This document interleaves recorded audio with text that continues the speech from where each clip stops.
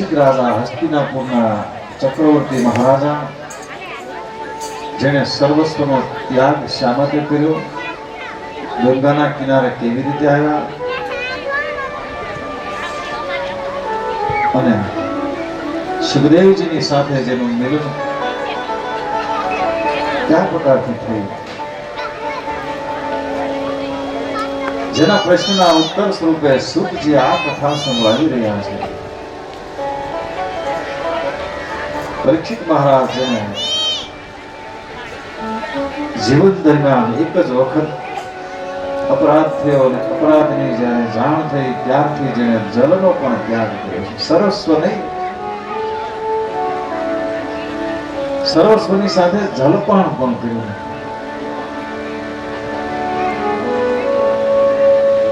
મારાથી ઋષિનું અપમાન થયું છે, મારું કુળ કોણ છે, મારા પૂર્વજો કોણ છે,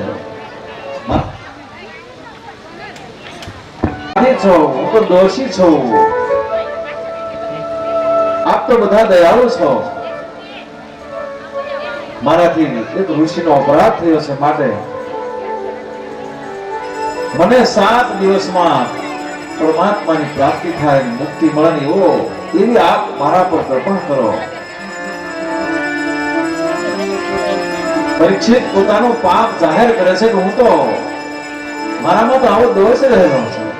જાહેરમાં કહે છે કે મારાથી એક ઋષિનો અપમાન થયું. મન હો જાણે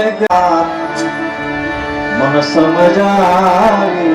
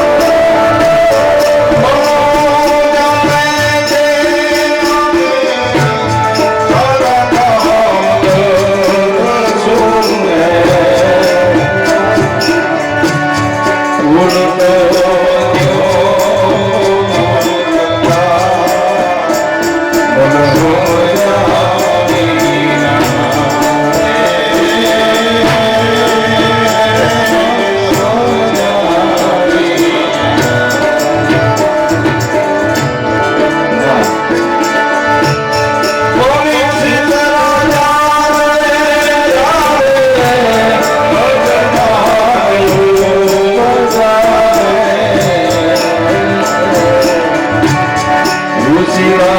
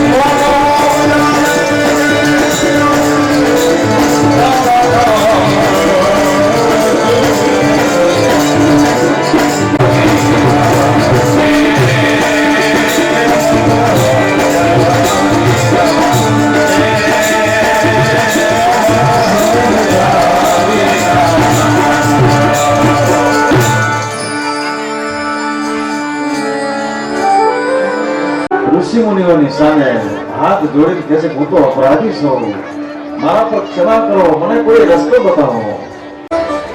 પ્રીતિ થાવ, આપ બધા પરમાત્માનો આશ્રય કરનારા એવા મહાન પુરુષો જેનો મને સંગ થાવ. જન્મો કરે છે કે અનેક વર્ષો તપશ્ચર્યા કરવામાં આવે છતાં મુક્તિ દુર્લભ છે. જ્યારે જેને શિવ સ્વરૂપ એવા સુખદેવજી મહારાજને પ્રેરણા કરી છે. તત્ર ભગવાન વ્યાસ પુત્રો રાજર્ષિ જેનું મૃત્યુ સુધારવા માટે વ્યાસજીના પુત્ર સુખદેવજી ત્યાં પધારે છે. ગંગાના કિનારે ઋષિ મુનિઓ સુખદેવ બાપજીનું સ્વાગત કરે છે. પરીક્ષિત મહારાજ યોગ્ય પૂજન કરી જેને યોગ્ય આસન પર બિરાજમાન કરે છે. પરીક્ષિત મહારાજ બે હાથ જોડીને સુખદેવ બાપજીની પ્રાર્થના કરે છે, હે બ્રહ્મચારી, આપે પધારી અને મને પાવન કર્યો. રાજા પરીક્ષિત કહે છે, પ્રભુ મારી એટલી પ્રાર્થના છે કે જેનું મૃત્યુ નજીક આવ્યું હોય તેવા પુરુષે કેવું એવું શુદ્ધ કર્મ કરવું જોઈએ. આપ મારા પર કૃપા કરી મારા મનનું સમાધાન કરો. આ પ્રમાણે પરીક્ષિત રાજાનું બોલવું સાંભળીને સુખદેવ બાપજી કહી રહ્યા છે. જ્યારે આ કથા નૈમિષ અરણ્યમાં સૌનક વગેરે ઋષિમુનિઓ છે જેને સુતજી સંભળાવે છે. હવે પછી આ કથા ગંગાના કિનારા પર સુખદેવ બાપજી રાજા પરીક્ષિતને સંભળાવવા જઈ રહ્યા છે. ત્યારે શ્રીમદ ભાગવતજીની કથા જેમાં દ્વાદશ એટલે 12 સ્કંધો, જેમાંથી પ્રથમ સ્કંદ પૂર્ણ થઈ અને દ્વિતીય સ્કંદની જ્યારે કથા સુતજી સંભળાવવા જઈ રહ્યા છે ત્યારે દ્વિતીય સ્કંદથી સુખદેવ બાપજીની કથા શરૂ થાય છે. જ્યારે આપણો આ સત્સંગ જ્ઞાન યજ્ઞ જેના પ્રથમ સ્કંદ રૂપી સત્સંગનું આ પુષ્પ ભગવાન શ્રી હરિ જેના ચરણમાં અર્પણ કરી પ્રથમ સ્કંદ ભગવાનને અર્પણ કરીને આગળ દ્વિતીય સ્કંદની કથા. ઓમ શ્રીમદ ભગવતે મહાપુરાણે પ્રથમ સ્કંદ સમાપ્તોયો. શ્રી કૃષ્ણાર્પણમસ્તુ. કાયેન વાચા મનસેન્દ્રિયર્વા બુદ્ધ્યા મનાવા પ્રકૃતે સ્વભાવ કરોમિ યદયદ સકલં પરસ્મૈ નારાયણેતિ સમર્પયામિ. નારાયણેતિ સમર્પયામિ. બોલીએ બાલકૃષ્ણ રામ. પ્રથમ સ્કંદ રૂપી સત્સંગનું આ પુષ્પ મન કર્મ વચનથી ભગવાન શ્રી હરિના ચરણમાં અર્પણ કરીને દ્વિતીય સ્કંદ. હવે દ્વિતીય સ્કંદથી સુખદેવ બાપજી અને રાજા પરીક્ષિતનો સંવાદ શરૂ થાય છે. વાણી ગુણાન કથને શ્રવણો કથાયા હસ્તે ચ કર્મસુ મનસા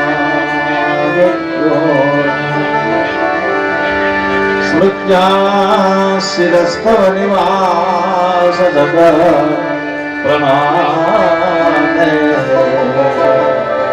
દ્રષ્ટિ સતહામ દર્શનેસ્તુ ભગવંતનું નામ. હે ભગવાન, અમે આપને એટલી પ્રાર્થના કરી, અમે તમારી પાસે કઈ માંગતા નથી. અમારી વાણી ફક્ત આપના ગુણગાન ગાવામાં લાગેલી રહે, અમારા કાન આપની કથાઓ સાંભળવામાં તલ્લીન રહે. અમારા હાથ આપના સેવા કાર્યમાં લાગેલા રહે, અમારું મન આપના શ્રી ચરણમાં હંમેશા લાગેલું રહે, અમારું મસ્તક આપના નિવાસ રૂપ સારા જગતને પ્રણામ કરતું રહે. હે પરમાત્મા, એટલે અમારા પર કૃપા કરો. જ્યારે પ્રથમ સ્કંદમાં આધાર લીલાનું વર્ણન કરવામાં આવ્યું, પ્રથમ સ્કંદમાં અધિકાર પરીક્ષિત મહારાજ જ્યારે પૂરા અધિકારી બન્યા ને, જ્યારે સદગુરુ જેની શોધ કરવા જવાની જરૂર હોતી નથી, આપણે લાયક બનવું પડે, લાયકાત યોગ્યતા પ્રાપ્ત થાય, લાયકાત મળે, અધિકાર મળે ને એટલે આપોઆપ જેમ પરીક્ષિતે સર્વસ્વનો ત્યાગ કરી ગંગાના કિનારે આવ્યા, સુખદેવ બાપજી જેવા જેને ગુરુ સામેથી પ્રાપ્ત થયા, ગુરુ આપોઆપ મળતા હોય છે. યોગ્યતા એટલે અધિકાર મેળવવાની જરૂર છે. પરીક્ષિત મહારાજ પ્રશ્ન કરે છે જેનું મૃત્યુ નજીક આવ્યું હોય તેનું કર્તવ્ય શું? ત્યારે સુખદેવ બાપજી કહે છે, હે રાજન, તે બહુ સુંદર પ્રશ્ન પૂછ્યો. જેનો અંતકાળ નજીક આવે ત્યારે વાત, પિત્ત અને કફ આ ત્રણ દોષ વધે છે. જન્મ મૃત્યુ જરા દુઃખાનું દોષાનું દર્શનમ, જન્મ અને મૃત્યુ, વૃદ્ધાવસ્થા અને વ્યાધિનું દુઃખોનું જો ચિંતન કરવામાં આવે તો મન પાપ કરતું અટકે છે. જ્યારે આપણો જન્મ થયો, આપણે કોઈ વૃદ્ધને જોઈએ, જેની અવસ્થા જોઈને આપણે ચિંતન કરીએ કે આપણો પણ એક દિવસ આ સમય આવશે, આ શરીરની પણ આ જ ગતિ થશે, આવું જો ચિંતન કરવામાં આવે તો આપણું મન કર્મ કરતા પાછું વળે છે. જ્યારે આપણે એવું માનીએ આખી જિંદગી આપણે કર્મ કરીએ, ધંધા કરીએ, જ્યારે અંત સમય આવશે ત્યારે ભગવાનનું નામ લઈ લેશે, પણ અંત સમય બહુ વિષમ હોય છે. મનુષ્યનો આપણને 25, 50, 100 વર્ષનું જે આયુષ્ય મળ્યું હોય તેમાં દિવસ આપણે જાગૃત થઈએ છીએ, રાત્રિ આપણે ઊંઘમાં જાય છે, એટલે 50 અડધો સમય તો આપણો નિંદ્રામાં, એટલે 100 વર્ષનું કદાચ આયુષ્ય હોય તો 50 તો આપણા સુવામાં જાય, અને એનાથી વધારે જે સમય લેતા હોય એની વાત જુદી છે. અડધો સમય તો આપણો નિંદ્રામાં જાય છે, આળસમાં, દિવસ ધન કમાવામાં જાય, કુટુંબનું ભરણ પોષણ આ બધામાં આપણો સમય ચાલ્યો જાય, રાત્રિનો સમય સુવામાં જાય, આમ ને આમ દિવસો આપણો ચાલ્યા જાય. આમાં આપણે પરમાત્માનું ભજન કરવાનો સમય કયો? સુખદેવ બાપજી કહે છે, હે રાજન, ગયેલા સમયનો વિચાર નહીં કર, તારા વર્તમાનને સુધાર. આ ભાગવત કહે છે, સુખદેવ બાપજી કહે છે ગયેલાનો વિચાર નહીં કર, જે ગયો તે ગયો, જેમ ગયો તે, પણ વર્તમાનને, એટલે ખરેખર હું તમે અત્યારે પરમાત્માએ જે આપણને વર્તમાન આપ્યો છે, અહીંયા જેટલો સમય હોય ત્યાં સુધી આપણે પરીક્ષિતની જેમ બધું ભૂલીને આનંદ કરી લઈએ. વર્તમાનને સુધાર, કારણ કે એક ઘડી આધી મેં પુણ્ય, તુલસી સંગત સાધકી કડે કોટી અપરાધ. આપણને આ જીવનમાં જેટલો સમય જે કાંઈ થોડો ઘણો પણ આપણને પરમાત્માના અર્થે વિચાર કરવાનો, આનંદ કરવાનો જે મળ્યો ને, તારા વર્તમાનને સુધાર. કારણ કે જ્યારે વૃદ્ધાવસ્થા આવે ત્યારે કેવી પરિસ્થિતિ હોય? ગલિતમ પલિતમ મુંડમ દશન વિહિતમ જાતમ તુંડમ વૃદ્ધો યાતિ ગ્રહિત્વા દંડમ તદપિ ન મૃત્યા શા. જ્યારે વૃદ્ધાવસ્થા આવે ને એટલે માથાનું ચાપડું ધોળું થઈ જાય, દાંત પડવા લાગે, આંખોના તેજ ઓછા થાય. જ્યારે આ બધી પરમાત્મા પાસે જવાની નોટિસ છે. આપણો જન્મ થયો ત્યારે આમાંથી કોઈ સગા હતું નહીં. જન્મ થાય ને ત્યાર પછી આ માતા, આ પિતા, આ ભાઈ, આ બેન, આ માસી, આ બધા જેમાં આપણો સમય એટલો પસાર થાય. ભગવાન આપણને ચેતવણી એટલે નોટિસ આપે છે, આ ઘર મેં તને ભાડે આપેલું છે. આપણે ભાડાનું મકાન હોય ને પછી આપણે ખાલી ન કરતા હોય કે સમય પૂરો થાય ત્યારે આપણને કહેવામાં આવે કે હવે તમે ખાલી કરજો.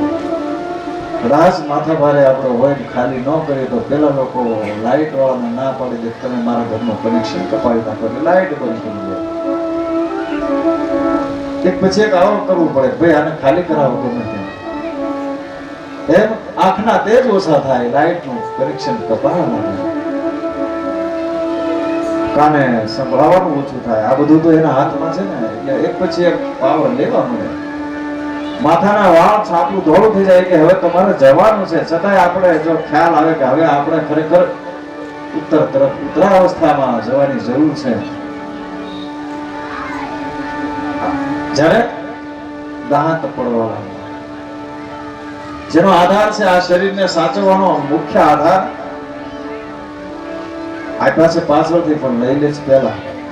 આપણો જન્મ થાય ત્યારે દાંત હોતા નથી, પાછળથી આપે, પણ તોય આ બધા કનેક્શન પાછા લઈ લે છે. સાવચેત કરે, હવે તમારે ઉત્તર તરફ વળવાનું છે. એટલી નિવૃત્તિ લઈને તમારું કલ્યાણ કરો. હે રાજન, મરણને સુધારવું હોય તો પ્રત્યેક ક્ષણને સુધારવી પડે, એક એક ક્ષણનો સદુપયોગ કરવો પડે. સુખદેવજી મહારાજ કહે છે કે હે રાજા, રોજ તું તારા મનને સમજાવજે કે આ જગતમાં ઈશ્વર સિવાય મારું કોઈ છે નહીં. કારણ કે આ શરીર પણ એક દિવસ છોડવું પડશે, એ પણ આપણું નથી. હે રાજા, આ માનવ શરીર ભોગ ભોગવવા માટે નહીં, પરંતુ ભક્તિ કરીને પરમાત્માને મેળવવા માટે થયું છે. સુખદેવ બાપજી કહે છે હે રાજન, જેનું મૃત્યુ નજીક આવ્યું હોય તેણે ગ્રહનો ત્યાગ કરી પવિત્ર તીર્થમાં જઈ સ્નાન કરી એકાંત સ્થાનમાં આસન લગાવી એકાગ્ર ચિત્તથી ભગવાનના નામનો જપ કરવો જોઈએ. કારણ જકારો જન્મ વિચ્છેદં પકારો પાપનાશકં તસ્માત જપ ઇતિ પ્રોક્તા જન્મ પાપ વિનાશનં. જપ, પરમાત્માના નામનો જપ એટલે જ એટલે જન્મ અને પ એટલે પાપ. જય જન્મો જન્મના પાપનો નાશ કરનારો એવો આ ભગવાનનો જપ છે. જપ કરતા જ્યારે જપ કરવામાં આવે બેસે ત્યારે પૂર્ણ પ્રાણાયામ કરવામાં આવે. પ્રાણાયામ કરતા સમયે આપણે એવી ભાવના કરવામાં આવે કે જેને ભગવાનની માનસી સેવા કહે છે. તેજોમય એવા પરમાત્મા જે મારા હૃદયમાં આવી રહ્યા છે. પ્રથમ વિરાટ સ્વરૂપનું દર્શન કરવું. વિરાટ એટલે આખું જગત પરમાત્માનું સ્વરૂપ છે. સુખદેવજી મહારાજ કહે છે હે રાજન, પરમાત્માના સ્વરૂપને હૃદયમાં સ્થિર કરવું, જેના માટે પરમાત્માની મૂર્તિ છે, જેના એક એક અંગનું ધ્યાન કરવામાં આવે. ભગવાનની લીલાઓ જેનું શ્રવણ કરવું, જેના દ્વારા મનમાં દ્રઢતા થાય છે. ધ્યાન દ્વારા પ્રભુની માનસી પૂજા કરવી. માનસી પૂજા એટલે સારું જગત પરમાત્માનું વિરાટ સ્વરૂપ છે એવી જ્યારે ભાવના થાય ત્યારે કોઈના પ્રત્યે રાગ દ્વેષ નહીં રહે અને દુર્ગુણો જેનો નાશ થશે. બ્રાહ્મણો આ વિરાટ સ્વરૂપનું મુખ છે, ક્ષત્રિયો વિરાટ સ્વરૂપના બાહુ છે, વૈશ્યો વિરાટ સ્વરૂપનું ઉદર છે અને શૂદ્રો વિરાટ સ્વરૂપના ચરણ છે. આ નદીઓ વિરાટ સ્વરૂપના શરીરની નાડીઓ છે. આવી જ્યારે ભાવના થાય ત્યારે કોઈના ઉપર ઉભાવ નહીં થાય. પરીક્ષિત મહારાજ પૂછે છે કે પ્રભુ, પરમાત્માની માયા વડે આ સૃષ્ટિ રચના કેવી રીતે કરી? આ કથા મને કહો. પરમાત્માએ ભગવાને પોતાની માયાનો આશ્રય લઈને આ સૃષ્ટિની રચના કેવા પ્રકારે કરી? સુખદેવ બાપજી કહે છે હે રાજન, આવો જ પ્રશ્ન હે રાજન તું મને અત્યારે જે પ્રશ્ન કરે છે ને, આવો જ પ્રશ્ન નારદજીએ બ્રહ્માજીને પૂછેલો. બ્રહ્માજીએ વાત કરીને એ જ કથા હું તમને સંભળાવું. બ્રહ્માજી નારદજીને કહી રહ્યા છે કે નારદ, ભગવાનને એક માંથી અનેક બનવાની ઈચ્છા કરી. 24 સૌપ્રથમ 24 તત્વો પ્રગટ કર્યા છે. 24 તત્વો પ્રગટ કર્યા, પરંતુ 24 તત્વોથી પોતાનું કાર્ય આગળ ન ચાલ્યું. ત્યારે પરમાત્માએ એક એક તત્વમાં પ્રવેશ કર્યો અને દરેક તત્વમાં ચેતના પ્રગટી છે. ભગવાને અનેક અવતારો ધારણ કરીને અનેક પ્રકારની લીલાઓ કરી. બ્રહ્માજી કહે છે કે હું નારદજીને વાત કરતા બ્રહ્માજી કહે છે કે હું પણ ભગવાનની શક્તિ અને જેના આદેશથી આ જગતનું સર્જન કરું છું. આ જગત જે માયાનું આવરણ છે, જેમાં માયાનું આવરણ છે, માયાનું આવરણ છે એટલે આપણને બધું જુદું જુદું લાગે છે. સુવર્ણ સોનું હોય, જેની એક લગડી હોય, જેમાંથી જુદા જુદા અલંકાર એક જ સુવર્ણમાંથી બનાવવામાં આવે, કાનના, નાકના, ગળાના, એટલે આપણને ઘાટ અલંકારમાં બધા ઘાટ જુદા જુદા દેખાય. એમ આ સંસાર, આ સૃષ્ટિ ભગવાનની માયાને લઈને જુદા જુદા ભગવાને ઘાટ બનાવ્યા છે, એટલે આપણને જુદા જુદા દેખાય છે. પરંતુ અંતે બધાને જ્યારે ભેગું કરવામાં આવે ત્યારે બધું એકનું એક, અંતે હેમનું હેમ છે. આ પરમાત્માની માયાને લઈ અને આ બધું જુદું દેખાય છે. આ મારું ને આ તારું, આ હું અને મારું. આ જગત ઉત્પન્ન થાય છે અને નાશ પામે છે. આત્મા પરમાત્મા અવિનાશી છે, જેનો ક્યારેય નાશ થતો નથી, સત્ય સ્વરૂપ છે. પરમાત્માની જ્યારે કૃપા થાય ને ત્યારે આ માયાનું આવરણ દૂર થાય, ત્યારે આ બધું સમદ્રષ્ટિ દેખાય છે. સુખદેવ બાપજી કહે છે, હે રાજન, માનવીએ હંમેશા માયાપતિ એવા પરમાત્માની શરણાગતિ સ્વીકારવી જોઈએ. માયાપતિ એવા ભગવાનની શરણાગતિ સ્વીકારવી જોઈએ.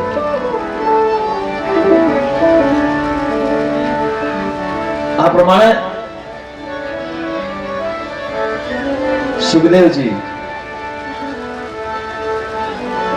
પરીક્ષિત રાજાને આ ભાગવતજીની કથા જેને સંભળાવવા જઈ રહ્યા છે, ત્યારે આ શ્રીમદ ભાગવતજીની કથા જેનો દ્વિતીય સ્કંદ એટલે સુખદેવ અને પરીક્ષિતનો જે સંવાદ, અને સુખદેવજીને પરીક્ષિતે પ્રશ્ન કર્યા અને હવે તેનો જવાબ સુખદેવ બાપજી દેવા જઈ રહ્યા છે. ત્યારે ભાગવતજીનો તૃતીય સ્કંદ એટલે આ ભાગવતજીના દ્વિતીય સ્કંદમાં 10 અધ્યાય એકદમ નાનો છે. તૃતીય સ્કંદની કથા જ્યારે સુખદેવ બાપજી પરીક્ષિતને સંભળાવવા જઈ રહ્યા છે, ત્યારે દ્વિતીય સ્કંદ રૂપી આપણા સત્સંગનું બીજું પુષ્પ ભગવાન શ્રી હરિના ચરણમાં અર્પણ કરી આગળ તૃતીય સ્કંદ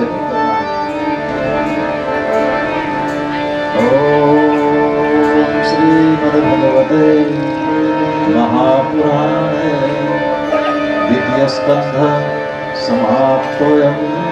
શ્રી કૃષ્ણાર્પણમસ્તુ. કાયેન વાચા મનસેન્દ્રિયૈર્વા બુદ્ધ્યાત્મના વા પ્રકૃતે સ્વભાવાत् કરોમિ યદ યદ સકલં પરસ્મૈ નારાયણાયેતિ સમર્પયામિ. નારાયણાયેતિ સમર્પયામિ.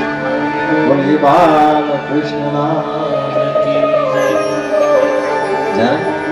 હવે સુખદેવ બાપજી રાજા પરીક્ષિતને મુક્તિનો માર્ગ બતાવવા જઈ રહ્યા છે. યથાગ્નિના હેમમલં જહાતે માતં પુનઃ સ્વ મજત્વરૂપં આત્માનુકર્માનુશયં વિધુયં મદભક્તિ યોગેન ભજત્યો માં. જેમ અગ્નિ સૂર્યને શુદ્ધ કરે છે, અગ્નિમાં સોનાને તપાવવામાં આવે ને એટલે જેમાં રહેલો મેલ દૂર થાય, એમાં ભક્તિનો યોગ વાસનાઓને શુદ્ધ કરનારો છે, જીવને શુદ્ધ બનાવે. આ જીવની જ્યારે યોગ્યતા પ્રાપ્ત થાય ત્યારે પરમાત્માને પામવાની ઈચ્છા થાય છે અને ત્યારે જ કોઈ સંત કે સદગુરુની શોધ કરવા જવાની જરૂર નથી. આજે પરીક્ષિતને સામેથી સદગુરુની પ્રાપ્તિ થઈ છે.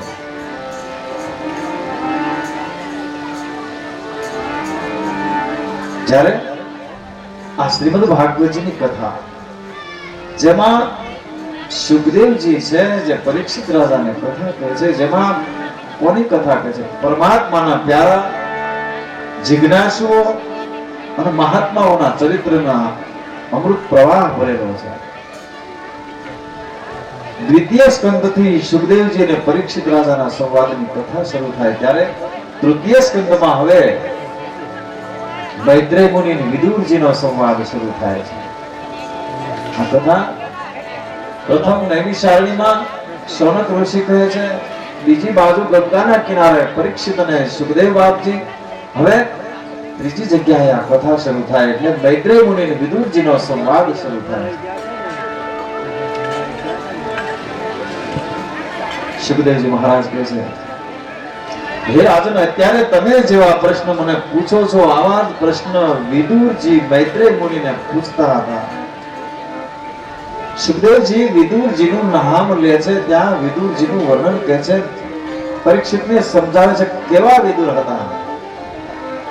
આ વિદુર કેવા હતા? જય